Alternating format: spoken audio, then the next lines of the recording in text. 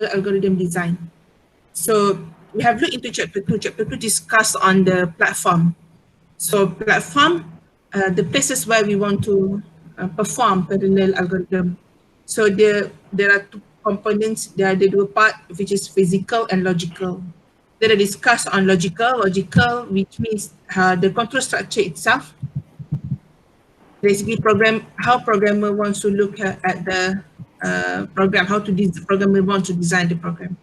So physical organization, kita cerita pasal dia punya macam mana dia punya networking, how they are connected, how they are communicating between the tasks, itu antara dua benda lah. So chapter 3 disambung sekarang on the algorithm itself. So when we talk about algorithm, it's not algorithm sebenarnya. Kita cerita kalau nak buat parallel algorithm atau parallel task, you ada satu instruction besar kan. So ada instruction besar, you nak pecah-pecah kepada beberapa task yang kecil. And then task tu nanti awak akan distribute to several processes. Okay?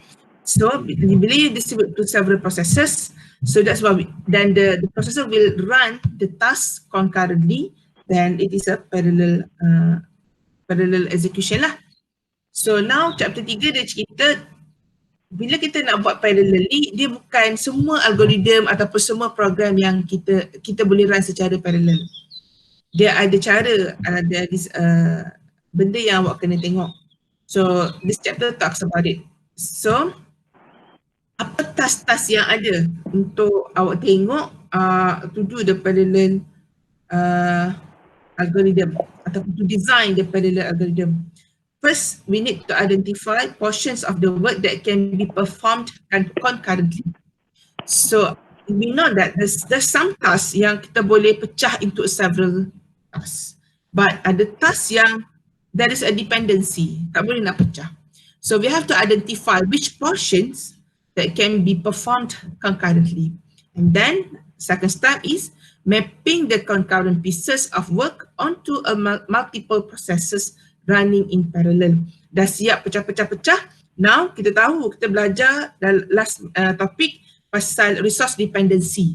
Ada task yang berbeza bergantung kepada resource yang sama, attribute yang sama. Masing-masing semua nak write pada attribute yang sama. So in this case, we have to avoid berlakunya bergaduh, pilih nak mana satu. We have to map the concurrent pieces of work, which is the task, pada processor-processor tertentu. And then, lepas dari siap itu, we have to distribute the input, output and intermediate data associated with the program. Maksud dia, okay, ada certain task yang menjadi output of the certain task will be an input to another task. Agree? I think you are agree with this. And then there is an output, ada juga yang akan jadi intermediate data. So the output of the task will be intermediate data that are needed in the processes, the calculation and so on. So we have to distribute. Okay, orang ni output yang ni nak bagi kepada siapa, yang ni nak bagi kepada siapa and so on. And then third part is managing access to data shared by multiple processes. Ada juga yang shared resources. Ada orang yang shared resources lah, contoh attribute A nak kena guna dalam formula 1, formula 2. So kita kena bagi-bagilah bila formula 1 nak pakai A, bila pula formula 2 nak pakai A. And the last kali ialah synchronizing the processes at various stages of the parallel program execution. And we have to synchronize the processes. Kena tahu processor dah, kalau bukan processor kita, we may have a limitation. Processor mungkin ada 5 je, tapi task sampai 20. So macam mana kita nak make sure semua processor ni kita utilize to the maximum. Maksudnya at the same time, 5 ni kena bergerak. Jangan ada yang idle. Jangan ada kata membazir waste. Tak nak vertical waste, tak nak horizontal waste. Itu dalam chapter 2. Kalau stay ingat lah. Okay, so sebelum before we go further, there are some preliminaries that we need to know. Ada beberapa terms yang awak kena tahu regarding this topic. First term is decomposition, second is task, and third is dependency graph. First kita tengok dulu apa dia decomposition. So dia kata dividing a computation into smaller computations and assigning them to different processes for parallel execution are two key steps in design of parallel algorithms. So dia kata kalau kita nak buat contoh kata ada dua task, contoh dua algorithm. Contoh matrix vector multiplication.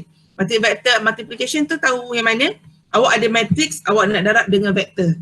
So matrix adalah A darab B, vektor adalah A sajalah kan.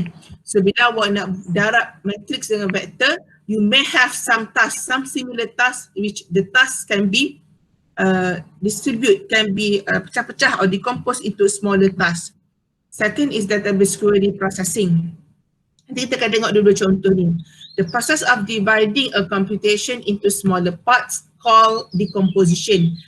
Okay, tasks are programmer define units of computation into which the main computation is subdivided by means of decomposition. So, apa maksud decomposition? Kita pecah-pecah satu task tu, task besar. Contoh kita nak buat matrix vector multiplication. So, kita pecah-pecah dia punya proses darab tu kepada beberapa task.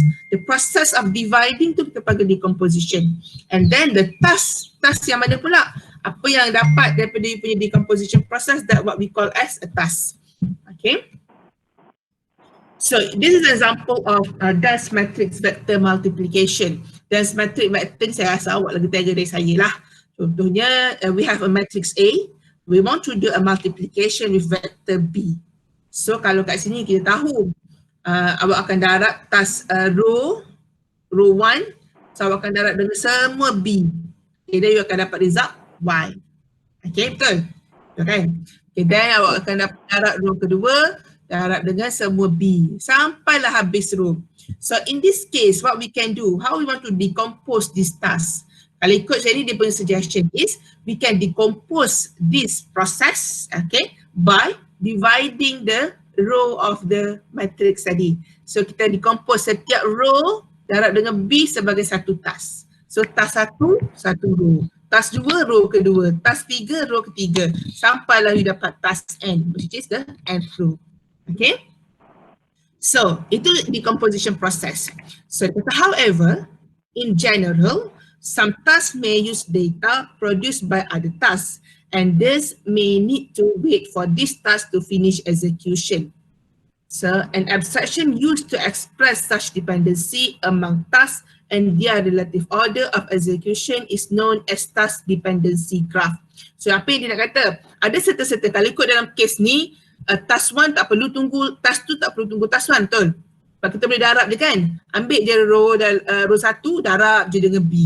Tak payah tunggu pun yang lain. Ambil row yang kedua, darab dengan B. So, awak nak buat row kelima dulu pun tak ada masalah. Sebab awak akan dapat result. Kalau row 5, awak akan dapat Y5. Tak ada masalah. However, ada certain problem yang dia kena tunggu. Okay, they have to wait. So macam mana awak nak express task dependency? Macam mana kita nak lukis dependency ni? So in that kind of situation, we can express atau we can draw such dependency using task dependency graph. Okay, in this situation, in dense matrix vector multiplication, task dependency graph tak adalah. Sebab apa dia tak perlu nak tunggu? Semua boleh buat je straight, boleh buat masing-masing boleh buat. Okay, itu task dependency graph. So, second problem yang dia highlight tadi ialah database query processing. Contoh, you have this table, a database storing information about used vehicle.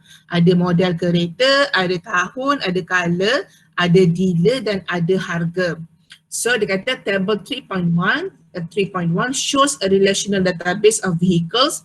Each row of the table is a record that contains data corresponding to a particular vehicle, such as its ID, model, year, color, etc. in various fields. So let's say you want to find, kalau awak baca, awak tengok yang dia punya query ni, awak faham tak?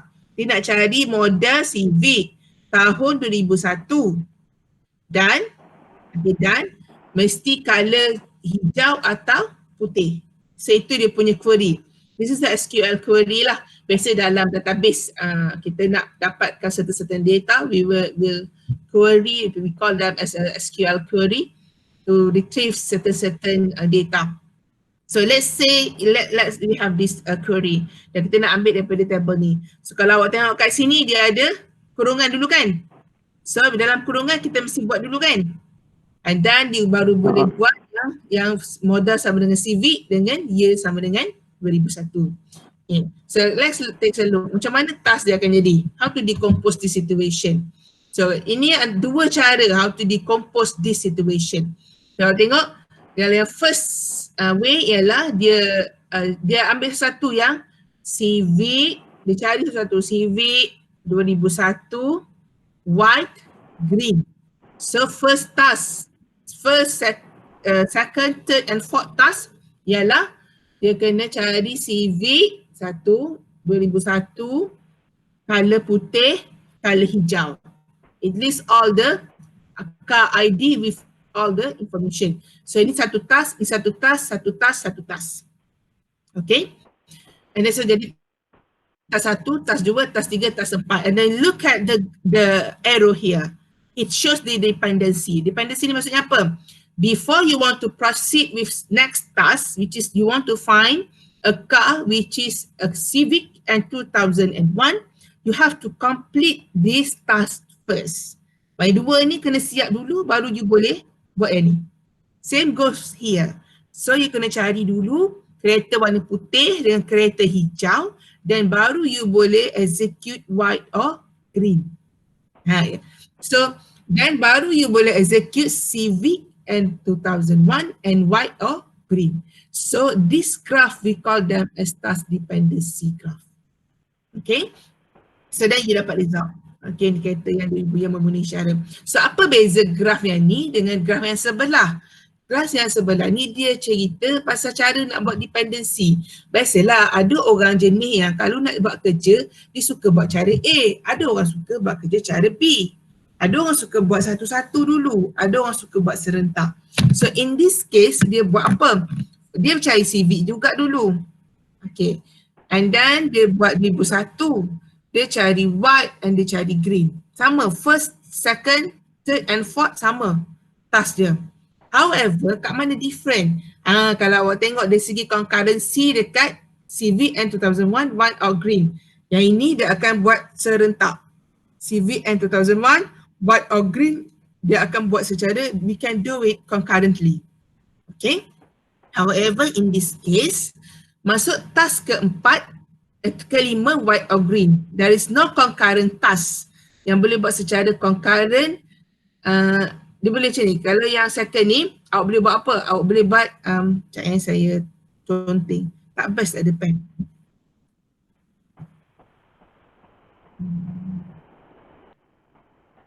Pen, okay. Kalau ikut yang ini, dia boleh buat apa? Dia boleh tukar sama ada ini satu, ini dua. Okay. Dan dia boleh buat yang ni yang ketiga, yang keempat, yang kelima. So dari segi concurrently macam mana? So first dia kena siap yang ni dua. Dia boleh jadi concurrent task. So yang ni mungkin boleh bagi pada P1.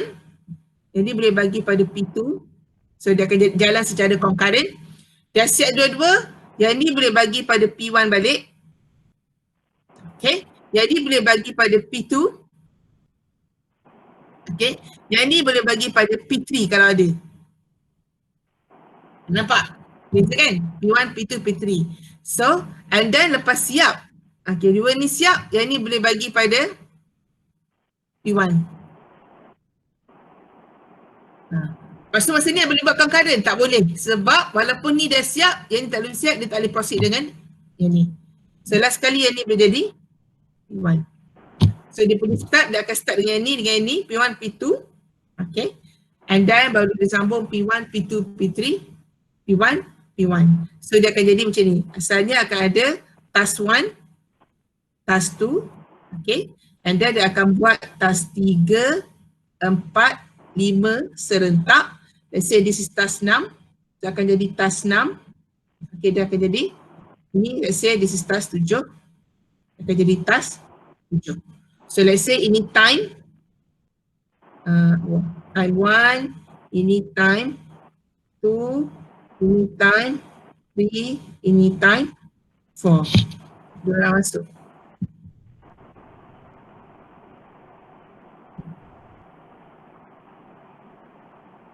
Kejap ya, ada request masuk. Tak ada.